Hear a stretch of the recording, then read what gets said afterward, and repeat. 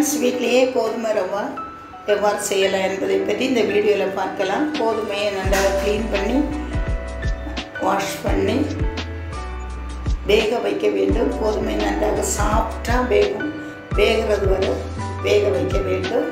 கோதுமை நன்றாக வெந்தால்தான் நமக்கு நிறைய ரவை கிடைக்கும், மாவு வராது. பாருங்க, நல்லா சாஃப்டாக வந்திருக்கு. இதை ஃபில்டர் பண்ணி வெயிலில் காய வைக்க வேண்டும். 2 days ஃபுல்லாக நன்றாக உலர்ந்து நமக்கு கல் பருவத்துக்கு கிடைக்கும். பாருங்கள், இதை கொண்டு போய் மிஷினில் அரைத்து அது கொஞ்சம் ஜல்லடை வச்சு சலித்து ஒரு டப்பாவில் நம்ம போட்டு மூடி வைத்தோம் என்றால் ரொம்ப நாளைக்கு நமக்கு இந்த கோதுமை ரவை கெட்டு போகாமல் இருக்கும். இந்த ரவையில் கோதுமை கஞ்சி, புட்டு, உப்புமா எது வேணாலும் செய்யலாம். இங்கே பாருங்கள், நான் கடையிலேருந்து வாங்கியிருக்க ஒரு பாக்கெட்டை பிரித்து காட்டுறேன். எதுவும் பாருங்கள் எவ்வளோ தூய்மையாக இருக்குது.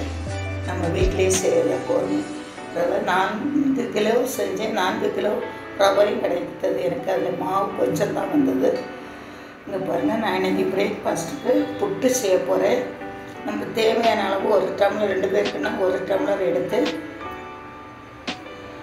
½ an hour ஊற வைக்கணும். ரொம்ப காய்ந்து வெந்த கோதுமை ரவைனால ரொம்ப நேரம் ஊறினா சாஃப்டாக இருக்கும் புட்டு. அதில் நிறைய தேங்காய் துருவல் போட்டு உப்பு தண்ணீர் ஊற்றி பிசைஞ்சு ½ an hour மூடி வைக்க வேண்டும். ஒரு 20 minutes கூட போதும். அப்புறம் புட்டு குழல்ல இந்த மாவு அள்ளி போட்டு புட்டு செஞ்சால் சூப்பராக இருக்கும். பிரேக்ஃபாஸ்ட்டுக்கு இல்லை வாழைப்பழமோ ஸ்வீட் ஏதாவது ஆட் பண்ணி சாப்பிடும்போது சூப்பராக இருக்கும். ஒரு ஹெல்த்தியான பிரேக்ஃபாஸ்ட் சாப்பிட்ட மாதிரி ஃபீலிங் இருக்கும். டயட்டுக்கு ரொம்ப நல்லது கோதுமை. நம்ம உடம்புக்கு சூப்பரான ஒரு சத்தான உணவுப் பொருள். சூப்பராக இருக்கும். தேங்க்யூ. God bless you. நீங்கள்